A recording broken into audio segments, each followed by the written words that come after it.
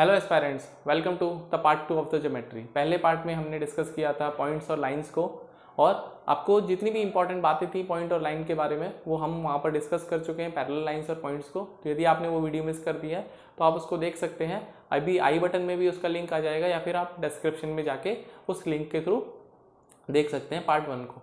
तो आइए पार्ट 2 में हम बात करेंगे दोस्तों ट्राइंगल्स की। बहुत इंपॉर्टेंट एक फिगर है ट्राइंगल। यदि हम ज्योमेट्री की बात करते हैं और सीजीएल प्री से लेके मेंस तक ट्राइंगल आपका पीछा नहीं छोड़ने वाला है। तो बिल्कुल बेसिक जानकारी ट्राइंगल्स के बारे में, कैसे बनते हैं ट्राइंगल्स, क्या प्रॉपर्टीज़ होती हैं, क्या थ्योरम्स होती हैं, जो कि आपको डायरेक्ट रिजल्ट पता होना चाहिए। क्योंकि एग्जाम में मार्क्स उस चीज़ के नहीं मिलेंगे कि आपने कितना सजा के या कितने स्टेप्स में सॉल्व करा है। एग्जाम में दोस्तों आप मिलेंगे कि आप कितने कम समय में किसी भी क्वेश्चन का सही आंसर कर पाते हैं। आंसर करना भी अलग बात है, बट सही answer, because if you answer correct then only you will get positive numbers, वरना वहाँ पर नेगेटिव नंबर की भी आपके लिए दावत है एसएससी की तरफ से। तो चलिए विदाउट मच डिले स्टार्ट करते हैं ट्राइंगल्स। तो आई थिंक यहाँ पर विजिबल रहेगा ये। ट्राइंगल्स को हिंदी में दोस्तों बोलते हैं त्रिभुज। तो जैसे इसके नाम से पता चल रहा है, जिसकी 3 भुजाएं हैं वो त्रिभुज है, ठीक है। तो सबसे पहले इसकी कुछ खास जानकारी जो मैं आपको देना चाहता हूँ दोस्तों, ये सबसे छोटा पॉलीगन है, ठीक है। It is the minimum sided polygon, it is the minimum sided polygon. ये सबसे छोटी साइड वाला बहुभुज है या पॉलीगन है। और क्या इस पे इंपॉर्टेंट बातें हैं वो सब आपको, हो सकता है ये बातें आपको पता हो और हो सकता है ये बातें नहीं पता हो। दोनों के स्टूडेंट्स के लिए ये सारी बातें जानना जरूरी है, क्योंकि यदि आप बेसिक से नहीं समझेंगे तो फिर आप बीच में से समझने में आपको प्रॉब्लम हो जाएगी। और यदि आपको ये चीज़ें आती हैं तो आप स्किप करके आगे बढ़ सकते हैं। इट हैज़, जैसे मैंने बताया, 3 sides and 3 angles. It is a 2 dimensional figure. ये सब आपको बातें पता होंगी जितनी बच्चे तैयारी कर रहे हैं। ये 2 डायमेंशनल फिगर है। तो यदि हम ट्राइंगल को रिप्रेजेंट करना चाहें या ये बताना चाहेंगे कि ट्राइंगल कैसे होता है, तो दोस्तों आपके पास 3 वर्टेक्स होते हैं, ABC 3 वर्टेक्स है। और अधिकतर, मैं ऐसा नहीं बोल रहा हूँ कि ज़रूरी है, बट अधिकतर सामने वाली ए के सामने वाली भुजा को हम स्मॉल ए से रिप्रेजेंट करेंगे, बी के सामने वाली बी को स्मॉल बी से, और सी के सामने वाली भुजा को हम स्मॉल सी से रिप्रेजेंट करेंगे। और एंगल्स को हम कैपिटल लेटर से, या वर्टेक्स को हम कैपिटल लेटर से रिप्रेजेंट करते हैं। तो यहाँ पर दोस्तों एंगल ए, एंगल बी आप देख पाएंगे। इसको अल्फा ले लेते हैं, इसको बीटा ले लेते हैं, इसको डेल्टा ले लेते हैं, ठीक है। आप कुछ भी ले सकते हैं, ज़रूरी नहीं है कि अल्फा बीटा डेल्टा से ही काम चलेगा। आप थीटा गामा कुछ भी ले सकते हैं, ठीक है। तो चलिए बात करते हैं कि यहाँ पर मैंने आपको फिगर यहाँ पर बना के दिखाई है। तो यदि मैं इसकी साइड की बात करता हूँ, इसके पास 3 साइड हैं। ए बी, ये लाइन सेगमेंट है, मैंने आपको पिछली वीडियो में बताया था कि ए बी लाइन सेगमेंट है। सिमिलरली बी सी एक साइड है, एंड सिमिलरली दोस्तों ए सी यहाँ पर एक साइड है। यदि हम एंगल्स की बात करते हैं, तो एंगल्स की जब भी आप बात करेंगे तो एंगल्स को दोस्तों, जिस एंगल की आप बात कर रहे हैं उसको बीच में रखना पड़ता है। इस बात का आप विशेष तौर पर ध्यान रखिए, क्योंकि एग्जाम में भी कभी कभी ऐसा होता है कि जब एंगल्स गिवन होते हैं तो बच्चे को ये नहीं पता होता कि कौन से एंगल्स की बात हो रही है। तो मैं आपको बिल्कुल क्लियर बताना चाहता हूँ कि जैसे मैंने आपको लिखा है एंगल BAC। तो दोस्तों जब यहाँ पर एंगल BAC लिखा है, इस बात का क्लियर सा मतलब है कि यहाँ पर एंगल A की बात कर रहे हैं, क्योंकि ये बीच में लिखा हुआ एंगल है। जो भी एंगल बीच में लिखा हुआ होगा उसी एंगल के बारे में जानकारी प्राप्त है, या फिर उसी के बारे में वो पूछना चाह रहा है। तो यहाँ पर दोस्तों अल्फा है। सिमिलरली हम दूसरे एंगल की बात करेंगे ABC, तो हम यहाँ पर ABC देखेंगे वो बीटा है, एंड सिमिलरली ACB देखेंगे दोस्तों, तो यहाँ पर ये डेल्टा है। तो जैसा कि मैंने बताया 3 एंगल्स होते हैं, 3 साइड होती हैं, बट इतनी सारी जानकारी काफ़ी नहीं है, ये तो कुछ भी नहीं है, क्योंकि एग्जाम में ये सब चीज़ें नहीं आती हैं, बट बेसिक जानना बहुत ज़रूरी है। चलिए आगे बढ़ते हैं।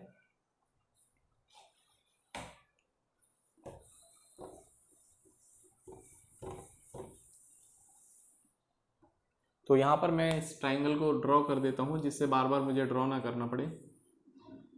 ABC, this is A, this is B and this is C, ठीक है। सो हमने यहाँ पर एक ट्राइंगल ड्रॉ कर रखा है। अब दोस्तों इसकी जो इंपॉर्टेंट बेसिक बातें हैं वो समझते हैं। सबसे पहले दोस्तों यहाँ पर होता है पेरीमीटर। पेरीमीटर आप सबको पता होगा, बाउंड्री होती है जिसको परिमाप बोलते हैं हिंदी में, परिमाप। तो इस ट्राइंगल का पेरीमीटर दोस्तों इनकी साइड को ऐड कर देंगे, that is A + B + C। एक होता है दोस्तों सेमी पेरीमीटर, जिसको अर्ध परिमाप बोलते हैं, सेमी पेरीमीटर, अर्ध परिमाप बोलते हैं, परिमाप। तो जैसा कि इसके नाम से पता चल रहा है, पेरीमीटर का जो आधा होता है वो अर्ध परिमाप होता है, दैट इज a+b+c/2। ठीक है, इसको हम पेरीमीटर को जनरली हम दोस्तों p से रिप्रेजेंट कर देते हैं, और सेमी पेरीमीटर को हम दोस्तों s से भी रिप्रेजेंट कर देते हैं, s फॉर सन। ठीक है, इतनी बात आपको समझनी चाहिए। अब बात आती है दोस्तों इसके एरिया की। एरिया निकालने के कितने तरीके हैं? तो ट्राइंगल्स के जो एरिया है उसको हम 3 तरीके से मूलतः निकाल सकते हैं। Basically we can find the area using the 3 formulas. तो कौन कौन से फॉर्मूला उनको समझते हैं। तो सबसे हम बात करते हैं एरिया।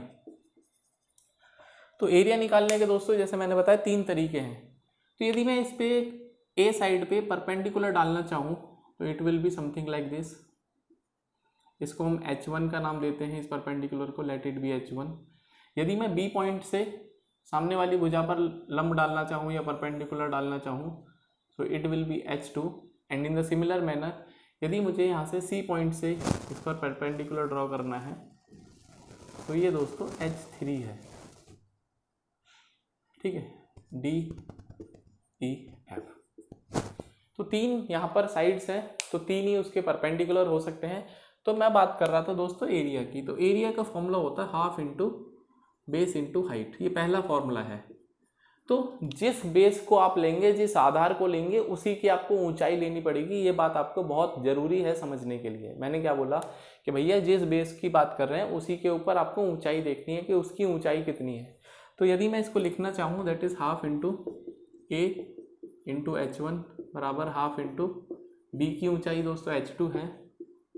यदि हम बात करेंगे C की ऊंचाई के बारे में तो इसकी ऊंचाई दोस्तों H3 है। तो हमने आपको बताया कि जिस बेस की आप बात करेंगे उसी की आपको हाइट लेनी है, उसी की ऊंचाई लेनी है। तो यहाँ पर एक बात क्लियर है कि A इंटू H1, क्योंकि हाफ से हाफ कैंसिल आउट हो जाएगा, B into H2 and C into H3। तो यहाँ से आप एक चीज़ दोस्तों समझ पाएंगे कि ABC का जो अनुपात है, भुजाओं का अनुपात उनके लंब के अनुपात के उल्टा रहेगा, दैट इज H1 H2 और H3, 1/H3 उल्टा चलेगा। तो ये दोस्तों बहुत इंपॉर्टेंट बात है और लगने कोई छोटी बात है, बट एग्जाम में यदि सवाल आता है ना तो पता नहीं चल पाता है। सबसे बड़ी बात होती है ये। तो इसके लिए ज़रूरी है दोस्तों आप जितनी प्रैक्टिस करेंगे, इन सब चीज़ों को जितना रिवाइज करेंगे, वो सब चीज़ें आपके जहन में उतना ही रहेंगी। ठीक है, तो आपने एक बात सीखी, that is ratio of side of a triangle is inverse to the respective altitudes। ठीक है, रेस्पेक्टिव एल्टीट्यूड्स, एल्टीट्यूड्स को हम हाइट बोलते हैं या लंब बोल सकते हैं। ठीक है, यहाँ पर तो मैंने आपको बताया कि जो रेशो होती हैं साइड्स की एक ट्राइंगल में वो इनवर्स होती हैं यदि हम हाइट की बात करते हैं। तो जिस रेशो पे या जिस साइड पे आप हाइट कैलकुलेट करना चाहते हैं उसी के इन्वर्स की बात करेंगे। मतलब जो साइड ए है उसमें हम 1/H1 करेंगे, साइड बी में 1/H2 करेंगे, क्योंकि साइड बी पर हमारे पास जो परपेंडिकुलर है वो H2 है। इन द सिमिलर मैनर यदि मैं साइड सी की बात करता हूँ तो 1/H3। तो ये पहला फॉर्मूला है दोस्तों ट्राइंगल का एरिया निकालने का। उम्मीद कर रहा हूँ इतनी बात आपको समझ में आई होगी। चलिए हम दूसरे फॉर्मूले की तरफ बढ़ते हैं कि इस तरह से हम दूसरे तरीके से भी एरिया निकाल सकते हैं। तो इसको मैं रब करता हूँ। और दोस्तों मेरा एक टेलीग्राम ग्रुप है, आप उसको ज्वाइन कर लीजिए। वहाँ पर PDF और जितनी भी इंपॉर्टेंट बातें हैं, डेली वोकेबलरी का एक सेक्शन है इंस्टाग्राम फॉलोग्राम पर, वहाँ पर मैं अपलोड करता हूँ daily word of the day. उसमें इंपॉर्टेंट सिनोनिम्स और वर्ड रहता है। तो आप सिनोनिम याद करेंगे तो एंटोनिम अपना भी याद हो जाएंगे, क्योंकि जब एग्जाम में आएगा कि इस वर्ड का सिनोनिम या एंटोनिम क्या है तो आपको सिनोनिम पता रहेंगे तो आप एंटोनिम को ऑड वन आउट करके एलिमिनेट कर देंगे, या फिर एंटोनिम पूछेगा तो सिनोनिम आपको पता रहेगा तो आप वहाँ से भी एलिमिनेशन तरीके से उसका आंसर सही कर सकते हो। तो इंग्लिश भी वहाँ से आपकी इम्प्रूव होगी। और आने वाले टाइम में इस चैनल पर आपके लिए और भी अच्छी जो सब्जेक्ट से रिलेटेड नॉलेज है वो हम प्रोवाइड करने वाले हैं। तो चलिए बात करते हैं दूसरे तरीके की, एरिया और कैसे निकाल सकते हैं। ठीक है, तो एरिया दोस्तों हम एक और फॉर्मूला है that is half into A into B sine theta. ठीक है, अब ये क्या बला है कि जिस भी एरिया, मतलब जिस भी ट्राइंगल का आप एरिया निकालना चाहते हैं तो वहाँ पर आप दो साइड कंसिडर करिए। जैसे मैंने मान लो दोस्तों AC लिया, मैंने साइड ली A और C, तो इनके बीच में जो एंगल आएगा, यदि आप इन तीनों की गुणा कर देंगे साइन ऑफ एंगल के साथ में और उसको हाफ से डिवाइड करेंगे तो आपको एरिया ऑफ द ट्राइंगल मिल जाएगा। मतलब तीन तरीके से मैं इसको लिख सकता हूँ। हाफ AC, यदि मैं AC लिखूंगा तो साइन आएगा B का एंगल, ठीक है, साइन B।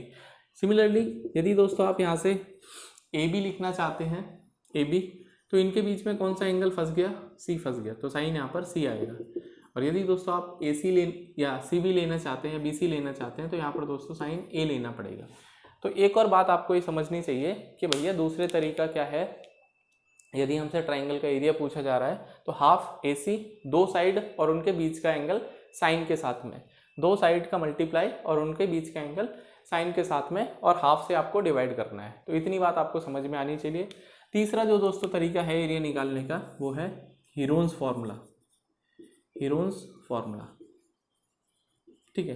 तो हीरोन्स फॉर्मूले से एरिया निकाल सकते हैं। और कैसे होता है Heron's formula, that is under root of S into S minus A, S minus B, S minus C।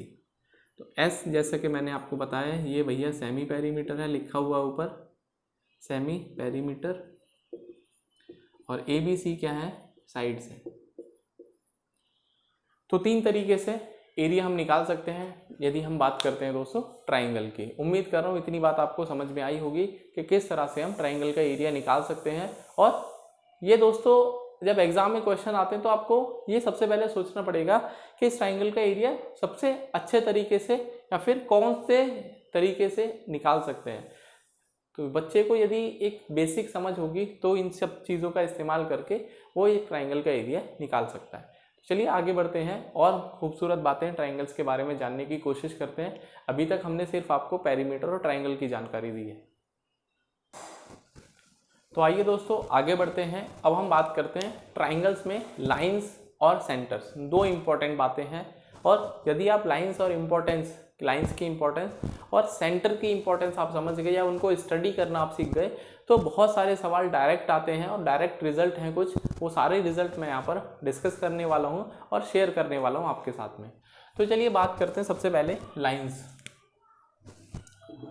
In a triangle. एक ट्राइंगल में लाइंस क्या होती हैं और कौन कौन सी स्पेशल लाइंस होती हैं। एक तो जो है जनरल लाइन, एक होती है दोस्तों स्पेशल लाइन। तो लाइंस इन ए ट्राइंगल को हम बोलते हैं CVN। क्या बोलते हैं दोस्तों, CVN। अब CVN क्या होता है, सबसे पहले हमको CVN समझना पड़ेगा। तो उसके लिए मुझे फिगर बनानी पड़ेगी दोबारा से। तो हम बात करते हैं CVN के बारे में। तो यदि मान लो मेरे पास एक ट्राइंगल है ABC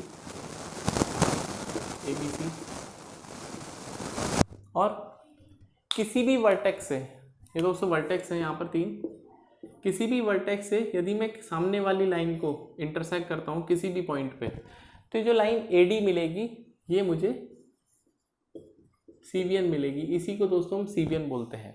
उम्मीद कर रहा हूँ इतनी बात आपको समझ में आई होगी। तो CVN की यदि हम डेफिनेशन की बात करते हैं तो you can say it is a line which join A vertex and a point on opposite side of the same vertex। तो आई थिंक आपको ये बात समझ में आ गई होगी कि CVN क्या होती है। बहुत सारी CVN दोस्तों पॉसिबल है एक ट्राइंगल में। तो यदि हम A से D को ज्वाइन करते हैं तो एक CVN मिलेगी। इन द सिमिलर मैनर मान लो एक E पॉइंट है AC पर और मैं यहाँ से इस वर्टेक्स के साथ में E को ज्वाइन करता हूँ तो ये भी दोस्तों मुझे पास एक CVN मिलेगी। तो CVN की आई थिंक आपको समझ हो गई होगी कि CVN क्या होती है। एक लाइन होती है जो कि वर्टेक्स को और सामने वाली साइड, वर्टेक्स के सामने वाली, जिस भी वर्टेक्स की आप बात कर रहे हैं उसके सामने वाली साइड के किसी भी पॉइंट को ज्वाइन करती है तो वो CVN होती है। इतनी बात आपको समझ में होनी चाहिए। अब इस CVN से रिलेटेड एक थ्योरम होती है जिसको हम बोलते हैं सीवाज थ्योरम, ठीक है। और इससे पहले मैं आपको एक और बात बता दूं कि अभी तक हम मीडियन आपने पढ़ा होगा शायद से, एंगल बाइसेक्टर और हम एल्टीट्यूड, ऑल आर, ये सब CVNs हैं दोस्तों। ये क्या है, ये CVNs हैं। अभी हम इनके बारे में जिक्र करेंगे कि मीडियन की बात करें, एंगल बाइसेक्टर की बात करें, एल्टीट्यूड्स की बात करें, दोस्तों एक स्पेशल टाइप की सीवियंस है। तो एक दोस्तों थ्योरम्स होती है सीवाज थ्योरम, सीवाज थ्योरम। अब सीवाज थ्योरम क्या कहती है कि जैसे मान लो मैंने यहाँ पर दो सीवियन बना रखी है और एक और सीवियन हम यदि हम बना देते हैं इसी ट्राइंगल में, लाइक इसको हम एफ पॉइंट ले लेते हैं, तो सीवाज थ्योरम क्या कहती है कि यदि तीन सीवियंस एक ट्राइंगल में एक इंटरनल पॉइंट से पास होती हैं, यदि तीन सीवियन एक इंटरनल पॉइंट से पास होती हैं ट्राइंगल्स के, तो आप ए से शुरुआत करिए टॉप वर्टेक्स से और साइकिल वे में जाइए एंटी क्लॉकवाइज डायरेक्शन में, आपको ऐसे जाना है एंटी क्लॉकवाइज डायरेक्शन में। तो एक रेशियो होता है दैट इज ए एफ के बाद दोस्तों आपको मिलेगा एफ बी, इसका मल्टीप्लाई करेंगे आप बी डी के साथ में, बी डी के साथ में आपको मिलेगा फिर डी सी, फिर दोस्तों डी सी ई मिलेगा और फिर ई ए मिलेगा। यदि मैं इनका प्रोडक्ट करता हूँ तो दोस्तों इनका प्रोडक्ट 1 आना चाहिए। बहुत इंपॉर्टेंट थ्योरम है और कभी कभी डायरेक्ट आपको यहाँ से एग्जाम में सवाल मिल जाएगा और आपको ये सब चीज़ें नहीं पता होंगी, then you will be in trouble. तो आपको सीवाज थ्योरम की जानकारी आई थिंक हो गई होगी कि सीवाज थ्योरम क्या कहती है कि यदि हमारे पास एक इंटरनल पॉइंट है ट्राइंगल के अंदर, इंटरनल पॉइंट आपके पास देखिए इन सेंटर भी इंटरनल पॉइंट होता है, यदि मैं बात करूँ सेंट्रॉइड की भी, वो भी एक इंटरनल पॉइंट हो सकता है, ऑर्थो सेंटर भी दोस्तों एक इंटरनल पॉइंट हो सकता है।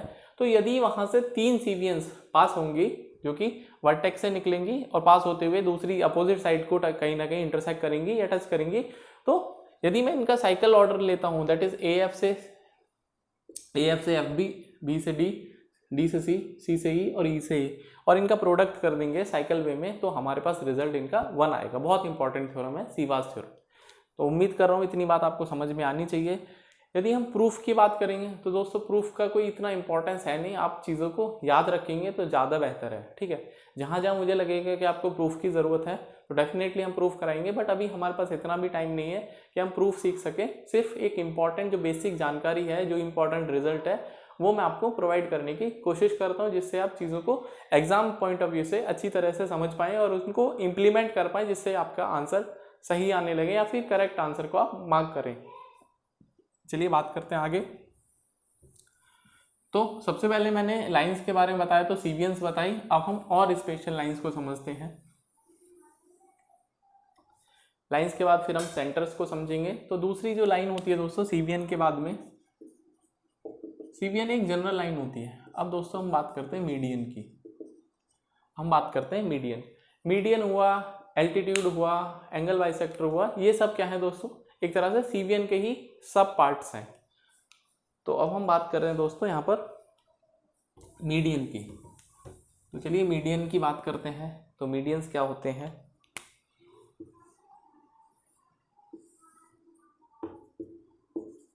एक ट्राइंगल है ABC, तो एक ऐसी सीवियन आपको ज्वाइन करनी है या बनानी है कि एक वर्टेक्स से सामने वाले का जो मिड पॉइंट है, दैट इज यहाँ पे ये मिड पॉइंट है 1:1 में। मिड पॉइंट क्या करेगा, सामने वाली साइड को 1:1 में विभाजित करेगा। तो यदि मैं इसको ज्वाइन करता हूँ, लाइक AD को ज्वाइन करेंगे, सिमिलरली BE और सिमिलरली दोस्तों CF, BE और CF, और इनका जो अनुपात है वो 1:1 है, ठीक है, 1:1 है।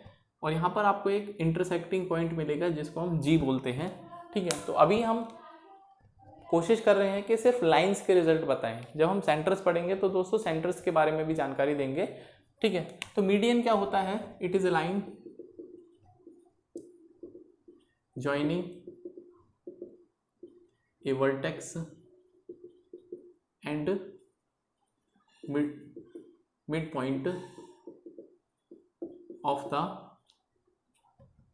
अपोजिट साइड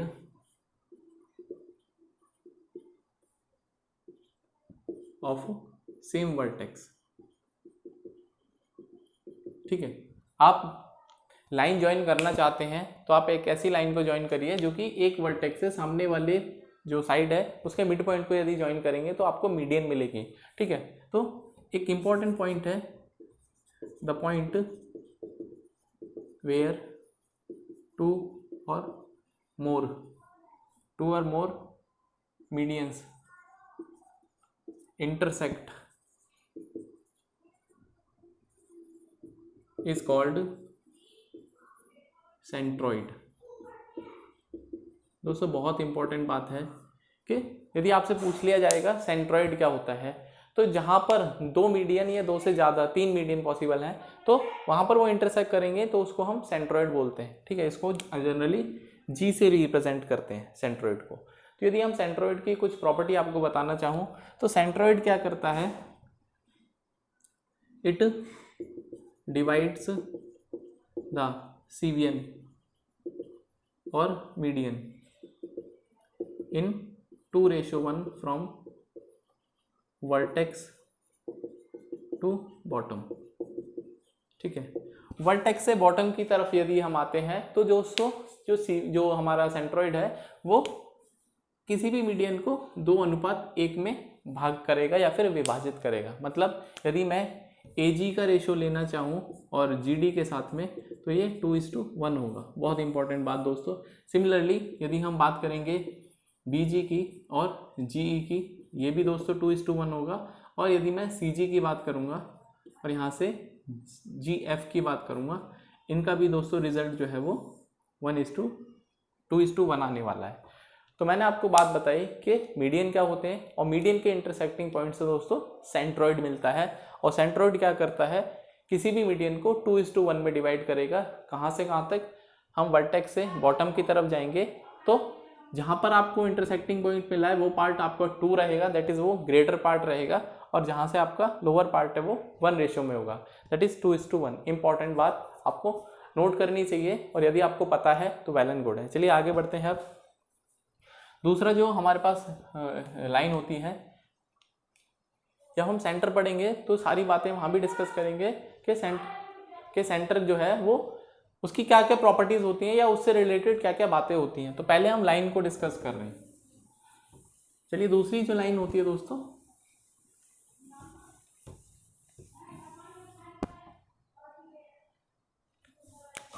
दूसरी लाइन है हमारे पास एंगल बाइसेक्टर।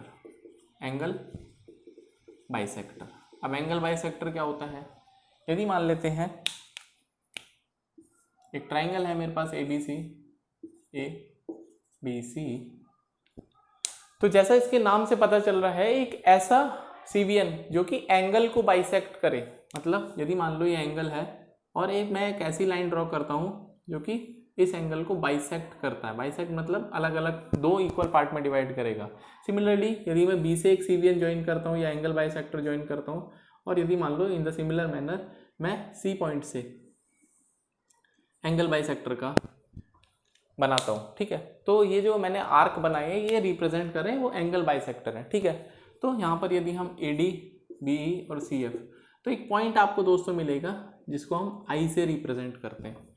दोस्तों जिसको हम I से रिप्रेजेंट करते हैं और I का मतलब होता है इन सेंटर, जिसको अंतः केंद्र बोलते हैं, त्रिभुज का इन सेंटर बोलते हैं। ठीक है, तो एंगल बाइसेक्टर क्या होता है, यदि हम इसकी परिभाषा लिखना चाहें, so it is a सीवियन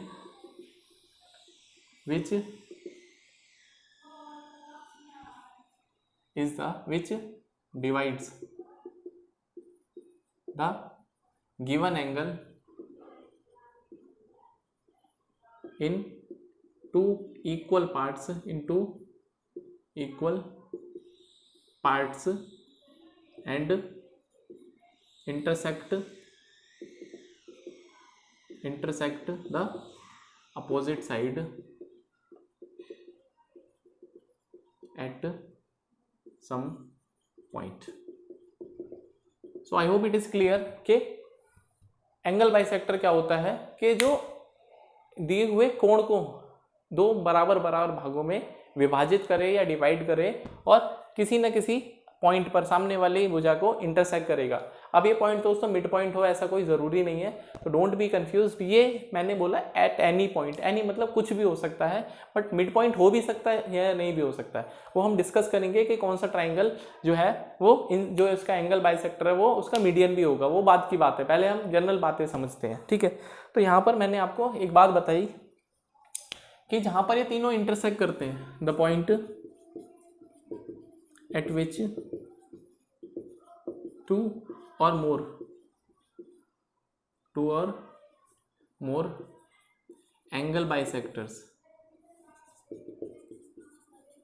meet is called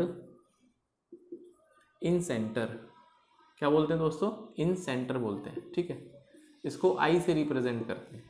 तो इन सेंटर के बारे में जानकारी मैं आपको तब दूंगा जब मैं सेंटर्स पढ़ाऊंगा। अभी मैं सिर्फ लाइन पढ़ा रहा हूँ, तो मैंने आपको मीडियन बताया, एंगल बाइसेक्टर बताया। आगे बढ़ते हैं दोस्तों। एक तीसरी जो सीवियन होती है जो कि इंपॉर्टेंट होती है, एक स्पेशल सीवियन होती है जिसको हम बोलते हैं एल्टीट्यूड्स, ठीक है। क्या बोलते हैं? एल्टीट्यूड। तो चलिए बात करते हैं हम एल्टीट्यूड की।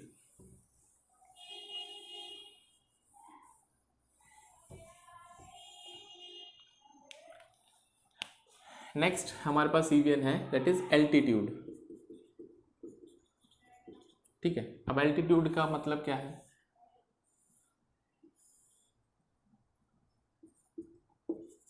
एक ट्राइंगल है एबीसी और एल्टीट्यूड मतलब सामने वाली भुजा पर आपको लंब डालना है या परपेंडिकुलर खींचना है, ठीक है। तो यदि मैं यहाँ से एक लाइन ड्रॉ करता हूँ जो कि इस पर परपेंडिकुलर होगी, जैसा मैंने शुरू में बताया था, मान लेते हैं इसकी लंबाई h1 है। इन द सिमिलर मैनर यदि मान लो मैं इस वाली भुजा पर लंब डालता हूँ, इसकी लंबाई को मैं h2 ले लेता हूँ दोस्तों, लेट इट बी h2। और सिमिलरली यदि मैं इस वाली भुजा पर भी एक लंब डालता हूँ जिसकी लंबाई h3 है, h3, ठीक है, AD BE और CF। तो एक पॉइंट दोस्तों यहाँ भी आपको दिखाई दे रहा होगा, इस पॉइंट को हम बोलते हैं O, इस पॉइंट को बोलते हैं O। अब इसका क्या मतलब है? सबसे पहले हम एल्टीट्यूड की डेफिनेशन की बात करते हैं। डेफिनेशन क्या है? It is a सीवियन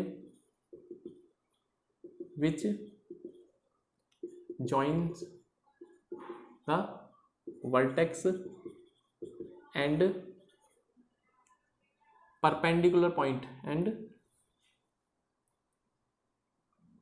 the point on the opposite side of the same vertex such that this become perpendicular। मतलब यदि मैं दोस्तों BC पर एक ऐसा पॉइंट ढूंढूं जहां से इस पॉइंट से और इस पॉइंट से ज्वाइन करने वाली लाइन 90 डिग्री पर हो जाए, ठीक है। अब 90 डिग्री का कंसेप्ट आपको पता होना चाहिए। यदि मान लो ये एक लाइन बिल्कुल हॉरिजॉन्टल है तो इसका 90 डिग्री ऐसे होगा। यदि मान लो दोस्तों इस लाइन को मैंने घुमा दिया, टिल्ट कर दिया, ठीक है, मान लो यदि मैं कहता हूँ कि ये लाइन मैंने ऐसे कर दी, तो अब इसका परपेंडिकुलर भी दोस्तों टिल्ट हो जाएगा या घूम जाएगा उतने ही डिग्री पे जितने डिग्री में यहाँ पर ये लाइन घूमी है, ठीक है। तो इसीलिए कहते हैं कि जरूरी नहीं है कि परपेंडिकुलर हमेशा बीच में ही आएगा, वो इधर उधर दाएं बाएं शिफ्ट भी हो सकता है। क्यों शिफ्ट हो सकता है? क्योंकि वो डिपेंड कर रहा है कि लाइन की पोजीशन कैसी है, यदि हम प्लेन या हॉरिजॉन्टल के रेस्पेक्ट में बात कर रहे हैं, ठीक है। तो यहाँ से भी आपको दोस्तों एक इंटरसेक्टिंग पॉइंट मिला था O। तो the point at which two or more altitudes intersect is called ortho centre.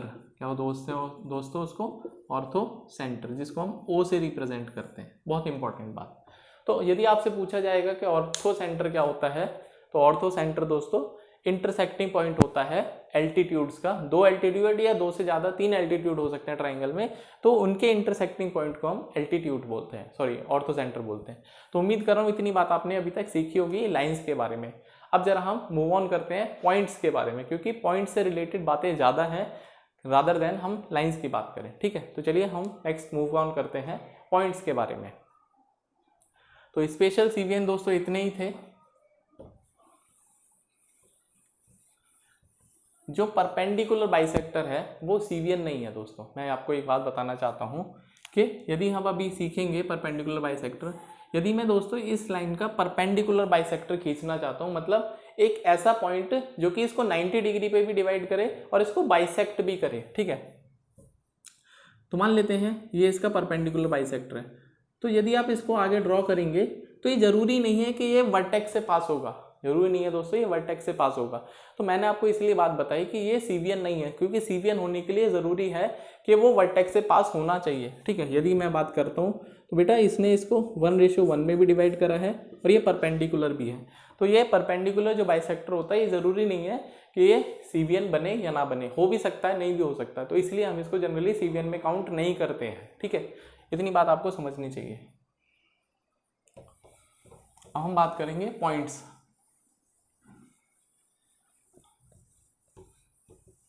Points in a triangle.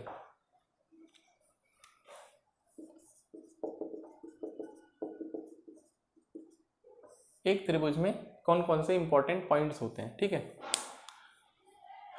तो बारी बारी से स्टार्ट करते हैं। सबसे पहले हम बात करते हैं दोस्तों सेंट्रॉइड की। बात करते हैं सेंट्रॉइड की।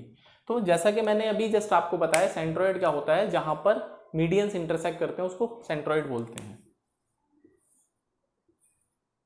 जहां पर दोस्तों मीडियन इंटरसेक्ट करते हैं उसको सेंट्रॉइड बोलते हैं। तो यदि मैं इसकी बात करता हूँ, मान लेते हैं इसका मिड पॉइंट है, मुझे यहाँ पर ये इसका मिड पॉइंट दिखाई दे रहा है और यहाँ पर दोस्तों मुझे इसका ये मिड पॉइंट दिखाई दे रहा है, AD, BE और CF। तो यहाँ पर दोस्तों एक पॉइंट मिला है G, ये हमारा सेंट्रॉइड है। तो अभी मैंने आपको एक बात बताई थी कि सेंट्रॉइड जो है वो क्या करता है, जो मीडियन को 2:1 में डिवाइड करता है। तो सेंट्रॉइड अभी मैंने बताया था मीटिंग पॉइंट ऑफ मीडियंस। ठीक है, अब क्या है, इट डिवाइड, जनरली हम इसको G से रिप्रेजेंट करते हैं, ऐसा कोई हार्ड एंड फास्ट रूल नहीं है, बट जनरली हम इसको करते हैं। ठीक है, एग्जाम में भी आपको G से ही मिलता है ये। और it divides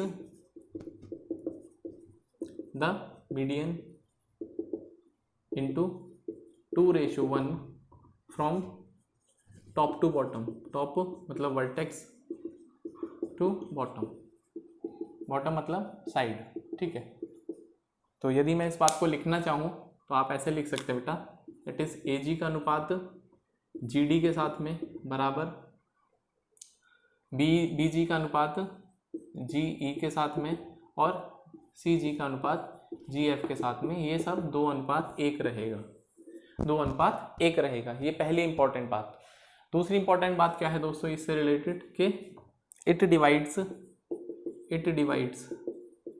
the area of triangle ABC into 6 equal parts. ये दोस्तों बहुत इंपॉर्टेंट बात है कि यदि हम बात करेंगे दोस्तों, यदि हम बात करेंगे कि जो एरिया है ट्राइंगल का वो कितने पार्ट्स में डिवाइड होगा, तो आप ये देखेंगे सारे पार्ट्स का एरिया दोस्तों यहाँ पर इक्वल होने वाला है। सारे पार्ट का दोस्तों एरिया जो है वो इक्वल होने वाला है। तो आपको ध्यान रखना है कि जो सेंट्रॉइड होता है वो क्या करता है, किसी भी ट्राइंगल के एरिया को 6 बराबर भागों में बांट देगा, विभाजित कर देगा। बहुत इंपॉर्टेंट बात दोस्तों। ठीक है, तो उम्मीद कर रहा हूँ इतनी बात आपको समझ में आती होगी। जो सेंट्रॉइड होता है वो क्या करता है, 6 इक्वल पार्ट में एरिया को डिवाइड कर देगा। तो इतनी जानकारी आपको सेंट्रॉइड के बारे में होनी चाहिए। आगे बढ़ते हैं दोस्तों,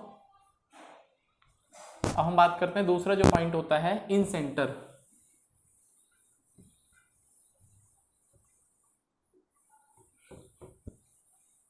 next we have incentre. Incentre की यदि हम बात करते हैं, इन सेंटर जिसको अंतः केंद्र बोलते हैं, अंतः केंद्र। सेंट्रॉइड को दोस्तों केंद्रक भी बोलते हैं, केंद्रक। ठीक है, तो इन सेंटर की यदि मैं बात कर रहा हूं तो मैंने अभी आपको बताया कि जो एंगल बाइसेक्टर्स होते हैं उनके इंटरसेक्टिंग पॉइंट से जो पॉइंट निकलता है वो हमारा, मान लो ये एंगल है, इसको मुझे बाइसेक्ट करना है। ठीक है, ये एंगल है, इसको मुझे बाइसेक्ट करना है, ये एंगल है, इसको मुझे बाइसेक्ट करना है। ठीक है, तो यहाँ पे दोस्तों जो पॉइंट मिलेगा AD, BE, CF, तो ये हमारा इन सेंटर होगा। ठीक है, तो इंटरसेक्टिंग पॉइंट ऑफ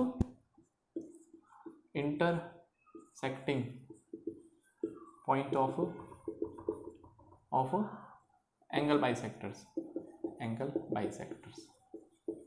अब दोस्तों यहाँ पर एक बात आपको समझनी है कि यदि हम बात करते हैं एंगल BIC की, इंपॉर्टेंट प्रॉपर्टी है इसकी, यदि मैं बात करता हूँ एंगल BIC कितना रहेगा, तो यहाँ पर दोस्तों बी आ गया और सी आ गया, एंगल बी और सी आ गया है ट्राइंगल का। तो बचा कौन सा एंगल, ए एंगल बचा है, दैट इज वो कितना होगा 90 प्लस एंगल a/2। आप ऐसे याद रख सकते हैं इसको। सिमिलरली यदि आपसे पूछता हूँ कि CIA कितना होगा, एंगल CIA, तो यहाँ पर C और A को मैं इंक्लूड कर चुका हूँ, तो कौन सा बचा, एंगल B बचा, तो एंगल B/2 90 में आप जोड़ देंगे। यदि मैं आपसे पूछता हूँ BIA कितना होगा, एंगल BIA, तो ये कितना होगा 90 प्लस एंगल C/2। तो ये तीनों बात आपको याद रखनी चाहिए यदि हम एंगल निकालना चाहते हैं जहाँ पर ये जो एंगल बाइसेक्टर्स हैं वो मीट करते हैं। दूसरी इंपॉर्टेंट प्रॉपर्टी की बात यदि मैं बात कर रहा हूँ दोस्तों कि एंगल बाइसेक्टर को जो इन सेंटर कितने रेशो में डिवाइड करता है, जैसे अभी मैंने आपको सेंटर उसका बताया था सेंट्रोइड का, वो 2:1 में करता है। तो इन द सिमिलर मैनर यदि मैं बात कर रहा हूँ AI/ID, तो यदि मैं बात कर रहा हूँ दोस्तों यहाँ पर ए पॉइंट से, तो ए पॉइंट से दो चीज़ों में डिवाइड हो गया, दैट इज बी और सी। तो यहाँ पर आपको दोस्तों B+C लिखना है, और कहाँ पे जा रहा है, ये सामने ए पर जा रहा है, तो ये रेशो B+C/A होगा। ये भी दोस्तों इंपॉर्टेंट बात है, आपको रेशो इसका पता होना चाहिए। इन द सिमिलर मैनर यदि मैं आपसे पूछता हूँ कि BI/IE कितना होगा, दैट इज यदि आपसे पूछ लेता है कोई BI/IE कितना होगा, ठीक है, BI/IE, तो दोस्तों यदि मैं BI/IE की बात करता हूँ तो ये भी क्या है दोस्तों, यहाँ से बी पॉइंट से दो साइड निकले ए और सी, A+C, और कहाँ पे जाके ये मीट कर रहे हैं बी पर, तो A+C/B। सिमिलरली यदि मैं आपसे पूछता हूँ यहाँ पर दिखाई दे रहा है CI/IF, तो सी पॉइंट से दोस्तों आप देखेंगे एक तो बी मिल रही है और एक मिल रही है B+A, और ये सामने कहाँ पे जा रहे हैं, सी पर। तो इतनी बात दोस्तों आपको तीनों के बारे में समझनी चाहिए कि जो इन सेंटर होता है, यदि हम एंगल निकालना चाहें तो इस फॉर्मूले से निकालेंगे। बी और सी को यदि मैं इंक्लूड कर लेता हूं तो 90 प्लस A/2, ठीक है। आप देखेंगे यहाँ पर बी और सी, इसके अपोजिट वाला जो एंगल है उसमें आपको आधा जोड़ना है 90 के साथ में, ठीक है। तो ये आपको दोस्तों इन सेंटर के बारे में जानकारी हो गई। अब एक इंपॉर्टेंट बात क्या है दोस्तों कि जो इन सेंटर्स होते हैं और जो अभी मैंने आपको सेंट्रोइड बताया, इसको रब करता हूं मैं,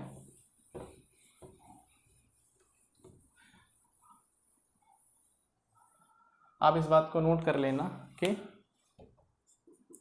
बोथ I and G, अब मैं नाम नहीं लिखूंगा बार बार, both I and G lies inside the triangle. ये दोस्तों बहुत इंपॉर्टेंट बात है कि इन सेंटर और जो सेंट्रोइड होता है हमेशा हमेशा दोस्तों ट्राइंगल के अंदर आएंगे, ठीक है, it will lie inside the triangle.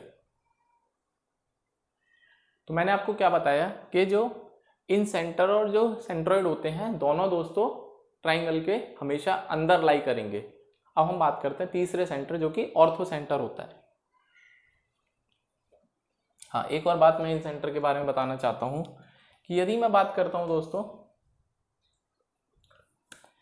In centre, जैसे मैंने बताया कि यहां से एक परपेंडिकुलर यदि मैं ड्रॉ करता हूं, मान लेते हैं ये इसका परपेंडिकुलर है 90 डिग्री, इस पॉइंट से मैं यदि परपेंडिकुलर ड्रॉ करता हूँ रेड का पॉइंट का, और यहाँ से दोस्तों एक इन सेंटर ये ऐसे, ठीक है, ये मैंने बनाया। तो आप ये देखेंगे दैट इज ये जो डिस्टेंस है ID बराबर IE बराबर IF, ये इक्वल है। तो इन सेंटर में दोस्तों साइड से दूरी बराबर होती है, ये बात आपको ध्यान रखनी है कि डिस्टेंस ऑफ साइड्स फ्रॉम, वो भी डिस्टेंस भी परपेंडिकुलर डिस्टेंस की बात करते हैं, that is perpendicular distance perpendicular distance of sides from I is equal, this distance is called in radius। दोस्तों इसको इन रेडियस भी बोलते हैं, स्मॉल r से रिप्रेजेंट करते हैं। मतलब क्या है कि यदि मान लो ये स्मॉल r है रेडियस, अब जहाँ पे भी बात आई रेडियस की, इसका मतलब सेंटर की बात कर रहा है, और सेंटर की बात कर रहा है तो सर्कल के सेंटर की बात कर रहा है। तो यदि मैं I को दोस्तों I को केंद्र मान के यहाँ से एक सर्कल ड्रॉ करता हूँ, तो यहाँ पे ये जो सर्कल है इसको इन सर्कल बोलते हैं, और ये जो पॉइंट है इसको इन रेडियस भी बोलते हैं। ठीक है, आई थिंक इतनी बात आपको समझ में आनी चाहिए कि जो डिस्टेंस है दैट इज, यदि मैं ID और IE और IF की यदि मैं बात कर रहा हूँ तो इनको हम रेडियस R से रिप्रेजेंट करते हैं, और R क्या है, इन रेडियस है दोस्तों, क्या है, इन रेडियस, इन रेडियस। और यहाँ से taking I as center we draw a circle of radius R, of radius R, R यहाँ पर लिखा हुआ है, we get a in circle। क्या मिलेगा दोस्तों, मुझे इन सर्कल मिलेगा। उम्मीद कर रहा हूँ इन सर्कल की भी जानकारी आपको हो गई होगी कि इन सेंटर से इन सर्कल मिलता है। आप याद कैसे रखेंगे कि इन मतलब अंदर, और इन सर्कल दोनों इन से मिलेंगे आपको इन सर्कल। ठीक है, इन सेंटर से इन सर्कल मिलेगा। इतनी भी जानकारी आपको होनी चाहिए। और क्या है दोस्तों, यहाँ पर एक जानकारी और है, यदि आपसे पूछ लिया जाए कि इन रेडियस का फॉर्मूला कितना रहेगा, जैसे आपको इन रेडियस का फॉर्मूला निकालना है, तो R होता है दोस्तों area upon semi perimeter, area upon semi perimeter, that is in radius का फॉर्मूला कितना रहेगा, एरिया अपॉन सेमी पेरीमीटर। ठीक है, और ये जनरली किसी भी फिगर के लिए लागू होता है, चाहे हम स्क्वायर की बात करें, हम रेक्टेंगल की बात करें, हेक्सागन की बात करें, पेंटागन की बात करें, हेप्टागन की बात करें, ऑक्टागन की बात करें, सबके लिए दोस्तों ये लागू होता है। दैट इज जो इन रेडियस होता है वो एरिया अपॉन सेमी पेरीमीटर होता है। ठीक है, और एवरी ज्योमेट्रिकल फिगर, तो आप इस बात को भी नोट कर सकते हैं।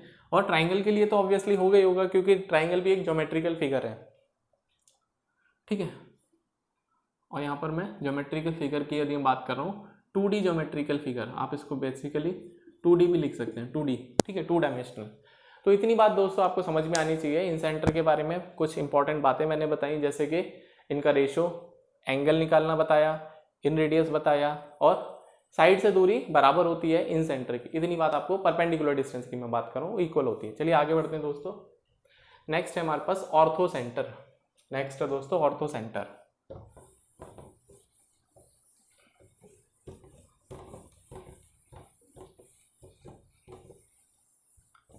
नेक्स्ट है point ortho centre. Ortho centre, I think मैं गलत नहीं तो उसको लंब केंद्र बोलते हैं, क्योंकि हिंदी के बारे में मेरी जानकारी थोड़ी सी कम है, बट लंब केंद्र ही बोलते हैं जहाँ तक मुझे पता है। ठीक है, तो लंब केंद्र या ऑर्थो सेंटर क्या होता है, मान लेते हैं एक ट्राइंगल हमने बनाया है कुछ इस तरह से। ठीक है, यहाँ पर दिखाई दे रहा है ये बिल्कुल ABC। तो जैसा कि मैंने बताया ऑर्थो सेंटर, अब नाम से पता चल रहा ऑर्थो मतलब होता है 90 डिग्री। तो सबसे पहले यदि मैं इसकी बात करूँगा, मीटिंग पॉइंट ऑफ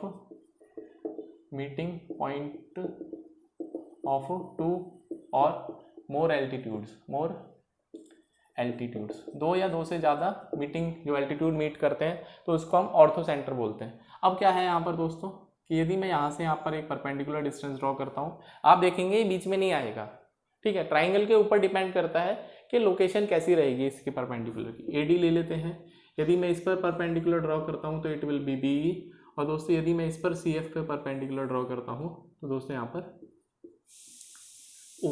ठीक है, हमारे पास O सेंटर मिला है, तो O is called the ortho centre, O is called the ortho centre and it is denoted by O। ठीक है, O से इसको रिप्रेजेंट करते हैं। अब इसकी प्रॉपर्टी की यदि हम बात करते हैं तो क्या क्या विशेष प्रॉपर्टी है दोस्तों। यदि मान लेते हैं मैं इस एंगल को अल्फा ले रहा हूँ दोस्तों, इस एंगल को मैं अल्फा ले रहा हूँ, और आपसे पूछ लिया जाए कि ये वाला एंगल कितना होगा, एंगल OEA, नहीं OAE, एंगल OAE। ठीक है, तो आप एक चीज़ नोट करेंगे, क्या नोट करना आपको, ये भी एंगल 90 होगा, ये दोस्तों 90 माइनस अल्फा होगा, ये 90 माइनस अल्फा होगा, ये 90 माइनस अल्फा है तो दोस्तों ये भी 90 माइनस अल्फा होगा, और ये 90 है तो दोस्तों ये भी जो एंगल है वो अल्फा होगा। क्या होगा, अल्फा होगा। ठीक है, तो ये बात आपको बहुत इंपॉर्टेंट दोस्तों पे पता होना चाहिए कि डायरेक्ट सवाल दे देगा ये 30 डिग्री है, आपको ये एंगल निकालना है, तो इसमें भी बच्चा अपना टाइम वेस्ट करेगा। आपको चीज़ों को ऐसे ही रिटेन करना है, डायरेक्ट रिजल्ट होते हैं दोस्तों, ठीक है। यदि मैं बात करता हूँ एंगल ओ ए ई की, वो होता है एंगल ओ बी डी के इक्वल, ओ बी डी के इक्वल। सिमिलरली यदि मैं बात करूँगा एंगल डी सी ओ, तो आपको याद कैसे रहेगा, आपको याद कैसे रहेगा कि कौन सा एंगल किसके इक्वल होगा। इसके लिए ट्रिक है जो मैं याद करता था, जिस तरह से आप भी ऐसे याद कर सकते हैं। आपको इस वाले ट्राइंगल की बात करें तो आप इसके अपोजिट वाले ट्राइंगल में कूद जाइए, यहाँ से आप इसमें जंप कर दीजिए, ठीक है। तो इसके अपोजिट वाला ट्राइंगल दोस्तों है ओ एफ ए, ठीक है। तो यहाँ पर दोस्तों ये तो 90 डिग्री है, ये वर्टिकल अपोजिट एंगल है, तो वर्टेक्स एंगल की यदि मैं बात करूँ तो ये होगा ओ ए एफ, ठीक है। यदि मान लिया हमसे पूछा जाए दोस्तों कि ये वाला एंगल कितना होगा, एंगल एफ बी ओ, तो एफ बी ओ दोस्तों मान लेते हैं ये एंगल थीटा है, तो आपको इस यहाँ पर जंप करना है, यहाँ पर ये वाला एंगल मिलेगा थीटा, इसको मैं बीटा लेता हूँ, तो ये भी दोस्तों बीटा हो जाएगा। तो एंगल एफ बी ओ किसके इक्वल होगा, ओ सी ई के, एंगल ओ सी ई के। तो ये जानकारी आपको होनी चाहिए या रखनी चाहिए ऑर्थो सेंटर के बारे में, बहुत इंपॉर्टेंट दोस्तों। डायरेक्ट रिजल्ट है और आपसे डायरेक्ट ही सवाल पूछ लिया जाता है प्री लेवल की यदि मैं बात कर रहा हूँ, ठीक है। दूसरी और क्या प्रॉपर्टी होती है, यदि आपसे पूछ लिया जाए एंगल बी ओ सी, एंगल बी ओ सी, ठीक है। तो एंगल बी ओ सी, मैंने बी और सी को इंक्लूड कर लिया, तो 180 में से माइनस करना एंगल ए को, एंगल ए को। सिमिलरली यदि मैं पूछ लेता हूँ आपसे सी ओ ए एंगल कितना होगा, एंगल सी ओ ए, तो ए और सी को छोड़ के बी बचा, उसको माइनस करेंगे, और एंगल ए ओ बी, इसमें दोस्तों 180 में से आपको ए बी में से सी बचा, सी को माइनस करेंगे। ये तीन इंपॉर्टेंट बातें एंगल्स के बारे में। इसका मतलब क्या है कि जो ऑर्थो सेंटर होता है और जो अपोजिट वर्टेक्स एंगल होता है उसका, वो सप्लीमेंट्री होते हैं, ठीक है। क्या है दोस्तों कि ortho angle and its opposite angle is are supplementary, are दोस्तों सप्लीमेंट्री, ठीक है। ये इंपॉर्टेंट बात है। और क्या इससे जुड़ी हुई बातें हैं, रेशो, जैसे हमने रेशो निकालना सेंट्रोइड का इन सेंटर का, ऐसे ही दोस्तों यहाँ पर एक रेशो होता है दैट इज एओ। यदि मैं ओडी की बात करता हूँ, बहुत इंपॉर्टेंट दोस्तों, बहुत कम आपको ये देखने को मिलेगा रेशो। मैं आपको डायरेक्ट रिजल्ट बताता हूँ कि एओ अपॉन ओडी, यदि मैं इसके रेशो की बात करता हूँ तो एओ दोस्तों एंगल ए आ रहा है, तो यहाँ पर दोस्तों कॉस ए लेना है, एओ, ठीक है। एओ कहाँ से निकलेगा, एओ कहाँ से निकलेगा, आप देखिए ए से निकलेगा, ठीक है। और यहाँ पर बाकी दोनों एंगल बचे बी और सी, तो यहाँ पर बेटा कॉस बी इंटू कॉस सी। बहुत इंपॉर्टेंट बात, आपको कंठस्थ होनी चाहिए, आपको बिल्कुल याद होनी चाहिए, पता होनी चाहिए। इन द सिमिलर मैंने यदि मैं आपसे पूछ देता हूँ कि बी ओ और ओ ई का रेशियो कितना रहेगा, तो यहाँ पर बेटा कॉस बी आएगा और यहाँ पर कॉस ए इंटू कॉस सी आएगा। और यदि सिमिलर में ये पूछ देता हूँ कि सी ओ अपॉन ओ एफ कितना होगा, बेटा सी से निकला है cos C upon cos A into cos B. बहुत इंपॉर्टेंट जानकारी दोस्तों के रेशो भी मैंने बता दिया, एंगल भी बता दिया आपको, और ये मैंने ये भी बता दिया कि इनमें रिलेशन क्या है, और ये एंगल्स भी बताए। अब और एक और इम्पॉर्टेंट बात होती है लोकेशन, ठीक है। ऑब्ट्यूज एंगल ट्राइंगल के लिए दोस्तों जो ऑर्थो सेंटर है वो बाहर लाई करता है, ठीक है। It lies outside the triangle for obtuse angle triangle, ठीक है। और यदि हम बात करते हैं it lies at the intersection of perpendicular and base of A right angle triangle, ठीक है। राइट ट्राइंगल में दोस्तों ऑर्थो सेंटर जहां पर परपेंडिकुलर और बेस इंटरसेक्ट करता है वहां पर रहेगा, और ऑब्ट्यूज एंगल ट्राइंगल में दोस्तों जो हमारा ऑर्थो सेंटर है वो बाहर लाई करेगा। इसको मैं बना के दिखाता हूं तो आपके लिए ज़्यादा इजी रहेगा याद करना, ठीक है। हम यहाँ पर ड्रॉ करते हैं इसको, ऑर्थो सेंटर को। हाँ, मैं लिख देता हूँ ऑर्थो सेंटर, ठीक है। ऑर्थो सेंटर दिखाई दे रहा है। तो यदि मान लो मैं एक ऐसा एंगल बनाता हूँ जो कि ऑब्ट्यूज एंगल ट्राइंगल है, लाइक हमने यहाँ पर बनाया ये ABC, ठीक है, ABC।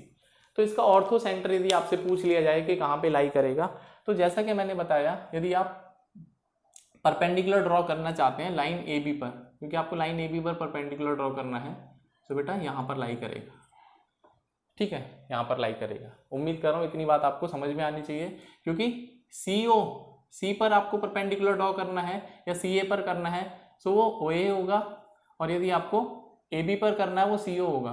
In the similar manner यदि मैं यहाँ से बात करूँगा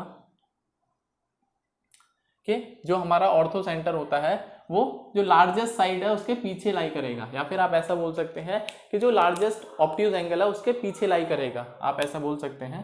दैट इज, आप यहां लिख देता हूं, in obtuse triangle orthocentre O lies at back of obtuse angle. बहुत इंपॉर्टेंट जानकारी दोस्तों, ठीक है, कि बैक, BOC की बैक मतलब पीछे। तो जो भी कोई ऑब्ट्यूज एंगल रहेगा उसी के पीछे हमारा ऑर्थो सेंटर लाई करेगा। इतनी बात आपको समझ में आनी चाहिए। यदि हम राइट एंगल की बात करते हैं दोस्तों, एक राइट ट्राइंगल मैं यहाँ पर ड्रॉ करता हूँ, ABC, ठीक है। इसका ऑर्थो सेंटर आपको जैसे ही मैंने बोला कि परपेंडिकुलर, ये मान लो बेस है, ये परपेंडिकुलर है, तो जहां पर ये इंटरसेक्ट करेंगे, लाइक इसको मैं स्मॉल b से रिप्रेजेंट करता हूं, ठीक है, तो जहां पर ये दोनों इंटरसेक्ट करेंगे वो मेरा ऑर्थो सेंटर है। इसका मतलब जो एंगल B है, B is also ortho centre, B दोस्तों ऑर्थो सेंटर भी है। यदि आपसे पूछ लिया जाए कि राइट एंगल ट्राइंगल का ऑर्थो सेंटर कहाँ पे होता है, तो जहां पर परपेंडिकुलर और बेस इंटरसेक्ट करते हैं वो ऑर्थो सेंटर होता है। बहुत इंपॉर्टेंट जानकारी दोस्तों ऑर्थो सेंटर के बारे में। इतनी बातें आई थिंक आपको पता होना चाहिए, और ये सारी जानकारी जब आप मतलब एग्जाम में अप्लाई करेंगे तो डायरेक्ट रिजल्ट आप देखने को मिलेंगे, और डायरेक्ट रिजल्ट यदि आप अप्लाई करेंगे तो आपके आंसर बहुत जल्दी हो जाएंगे। प्री लेवल में तो इससे बाहर कुछ नहीं आएगा, आप इतनी जानकारी रख लीजिए। आगे बढ़ते हैं दोस्तों। अब एक और हमारे पास सेंटर बचा है जिसको हम बोलते हैं सर्कम सेंटर। इसको मैं रब करता हूं दोस्तों। एक्यूट एंगल के लिए तो अंदर आएगा ऑर्थो सेंटर, ऑब्ट्यूज के लिए बाहर, और राइट ट्राइंगल के लिए अंदर, यहाँ पर जहाँ पर इंटरसेक्टिंग पॉइंट है। आगे बात करते हैं। नेक्स्ट एक और सेंटर बचा है दोस्तों हमारा जो कि इंपॉर्टेंट है, circum centre,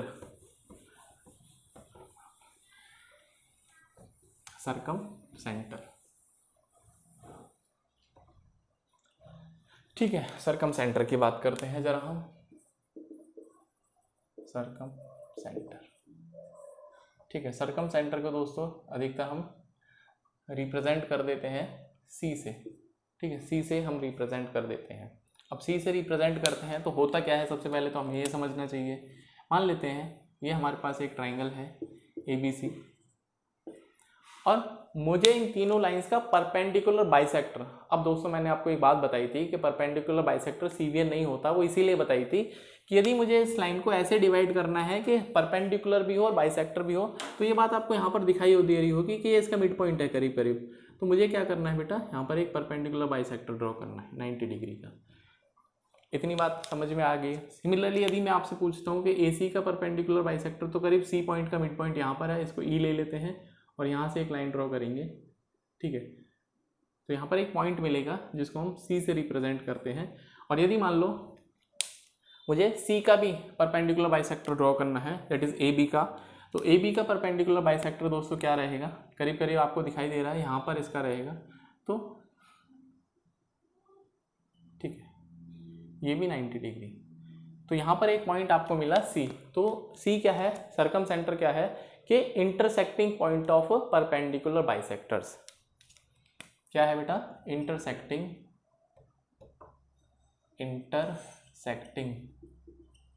points of intersecting point of